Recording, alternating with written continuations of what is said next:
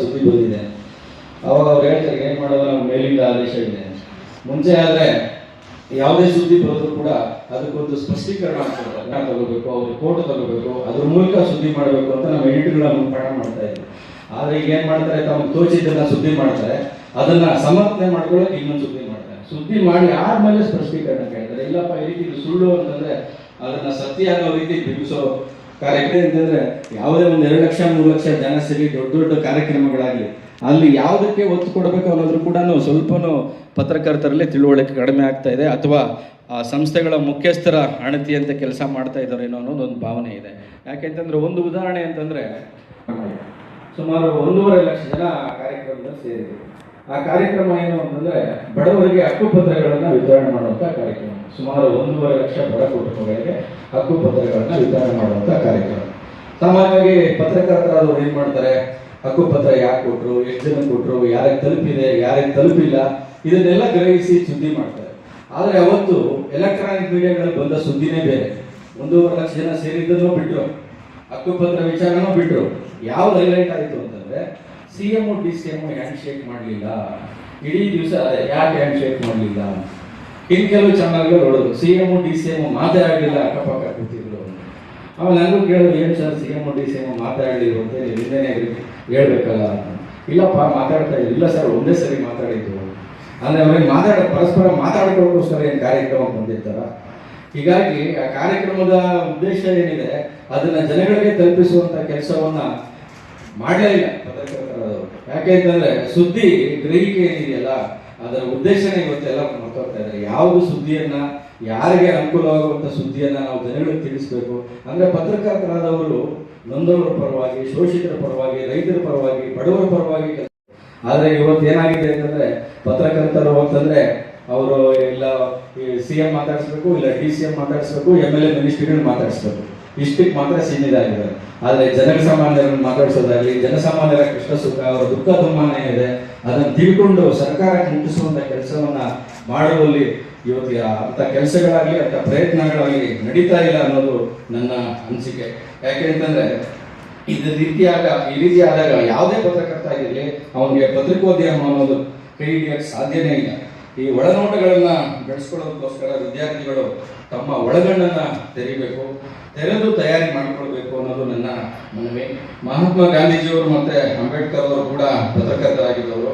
ಇವರೆಲ್ಲರೂ ಪತ್ರಕರ್ತರಾಗಿದ್ದಾಗ ಪತ್ರಿಕೋದ್ಯಮಕ್ಕೆ ಹಣದ ಬಡತನ ಇತ್ತು. ಅವತ್ತು ಹಣ ಇರಲಿಲ್ಲ, ಆದರೆ ಸತ್ಯಕ್ಕೆ ಬಡತನ ಇರಲಿಲ್ಲ. ಅವತ್ತು ಈ ಹಣದ ಬಡತನದಿಂದ ಒಳಗೆ ಬಂದಿರುವ ಪತ್ರಿಕೋದ್ಯಮ ಇವತ್ತು ಸತ್ಯದ ಬಡತನಕ್ಕೆ ಜಾರಿ ಹೋಗಿದೆ. ಯಾಕೆಂತಂದ್ರೆ ನಾನು ಮೊದಲು ಹೇಳ್ದಂಗೆ ಸತ್ಯವನ್ನ ಇವತ್ತು ಬೂದುಗಾಜು ಹಾಕಿ ಹುಡುಕುವಂತ ಪರಿಸ್ಥಿತಿ ನಿರ್ಮಾಣ ಆಗಿದೆ. ನಾನು ಅಚ್ಚುಮಳೆ ಜೋಡಿಸೋ ಕಾಲದಿಂದ ಪತ್ರಿಕೋದ್ಯಮವನ್ನು ನೋಡ್ಕೊಂಡು ಬರ್ತಾ ಇದ್ದೇನೆ. ಇವತ್ತು ನಾವು ಆರ್ಟಿಫಿಷಿಯಲ್ ಇಂಟೆಲಿಜೆನ್ಸ್ ತನಕ ಹೋಗಿದ್ದೇವೆ. ಇವತ್ತು ಎಲೆಕ್ಟ್ರಾನಿಕ್ ಮೀಡಿಯಾ ಇರ್ಬೋದು, ಪ್ರಿಂಟ್ ಮೀಡಿಯಾ ಇರ್ಬೋದು, ಈಗ ಸೋಷಿಯಲ್ ಮೀಡಿಯಾ. ಈ ಸೋಷಿಯಲ್ ಮೀಡಿಯಾದಲ್ಲಿ ಏನೇನು ಬರ್ತಾ ಇದೆ ಅದರಿಂದ ಆಗ್ತಾ ಇರುವ ಅನುಕೂಲ ಮತ್ತು ಅನಾನುಕೂಲ ಎರಡನ್ನು ಕೂಡ ನಾವು ನೋಡ್ತಾನೆ ಇದ್ದೀವಿ. ಆದರೆ ಸತ್ಯಕ್ಕೆ ಹಲವಾರು ಮುಖಗಳಿರ್ತವೆ, ಅದು ಒಂದು ಕಡೆ ಮಾತಾಡಲ್ಲ. ಎಲ್ಲ ಮುಖಗಳನ್ನ ನಿರ್ಭೀತಿಯಿಂದ ಅನಾವರಣ ಮಾಡಬೇಕು. ಎಲ್ಲ ಜಾತಿ, ಮತ, ಧರ್ಮ, ಆಚಾರ, ವಿಚಾರಗಳನ್ನ ಹೊಂದಿರುವವರು ಮಾಧ್ಯಮ ಕ್ಷೇತ್ರದಲ್ಲಿ ಇದ್ದಷ್ಟು ಮಾಧ್ಯಮ ಕ್ಷೇತ್ರ ಬಲ ಆಗುತ್ತೆ ಅನ್ನೋದು ನನ್ನ ಅನಿಸಿಕೆ. ಈಗ ಸ್ವಾತಂತ್ರ್ಯ ಹೋರಾಟದಲ್ಲಿ ಒಗ್ಗಟ್ಟು ದೇಶದ ಮೌಲ್ಯ ಆಗಿತ್ತು. ಸ್ವಾತಂತ್ರ್ಯ ಬಂದ ಮೇಲೆ ವಿವಿಧತೆಯಲ್ಲಿ ಏಕತೆ ದೇಶದ ಮೌಲ್ಯ ಆಗಿತ್ತು.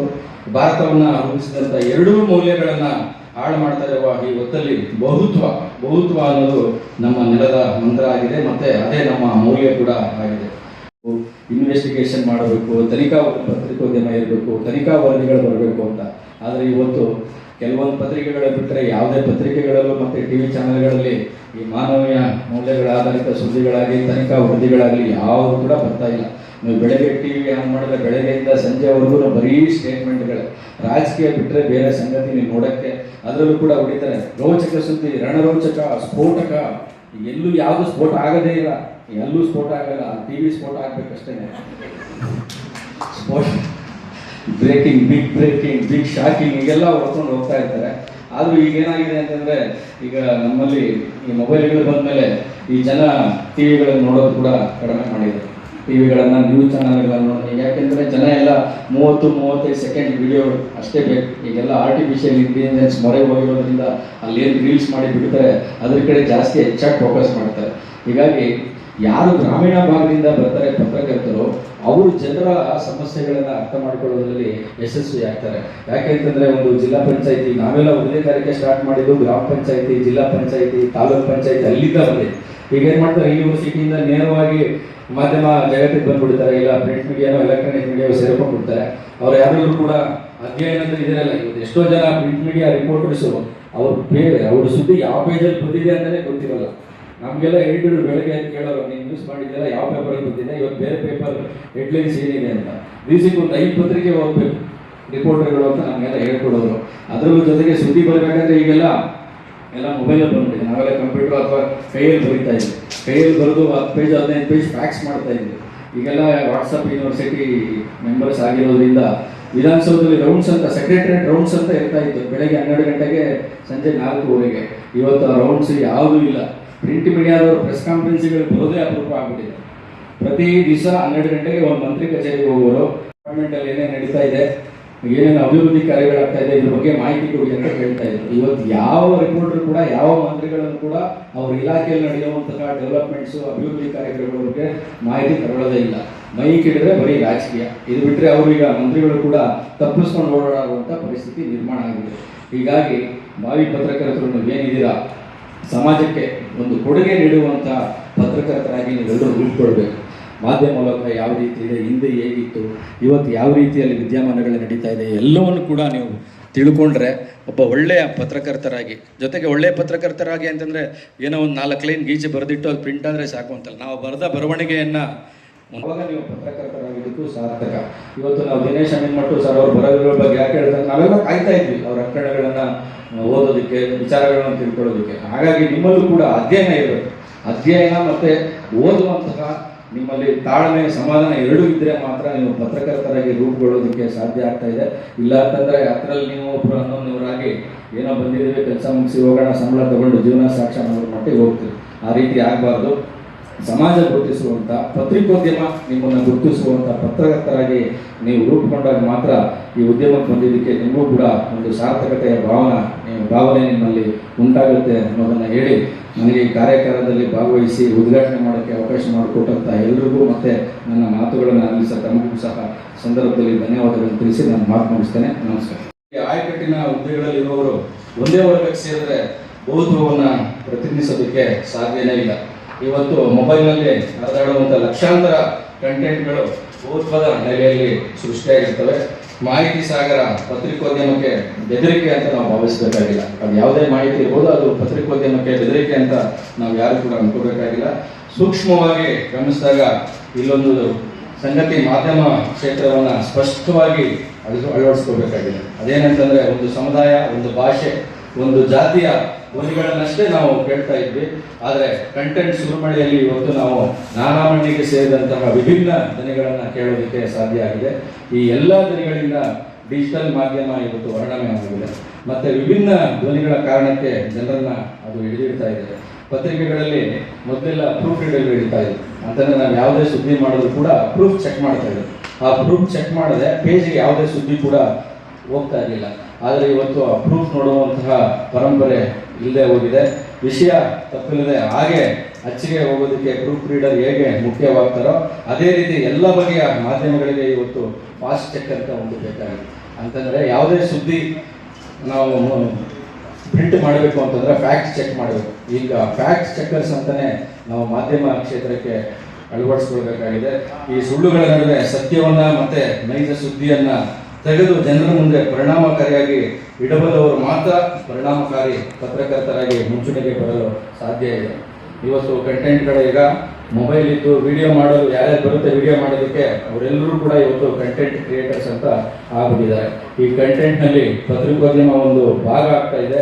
ಪತ್ರಿಕೋದ್ಯಮ ಹೊಸ ದಿಕ್ಕಿಗೆ ಹೊರಡ್ತಾ ಇರೋದು ಈ ಸಂಕೇತ. 1000 ಸುಳ್ಳುಗಳು ಒಂದೇ ಸತಿ ಹರಿದು ಬರುವಂಥ ಸಂದರ್ಭದಲ್ಲಿ ಸತ್ಯ ತಾನಾಗ್ತಾನೆ ಹೇಳ್ಕೊಂಡು ಹೋಗ್ತಾ ಇರುತ್ತೆ. ಇದು ಸಹಜ ಕೂಡ.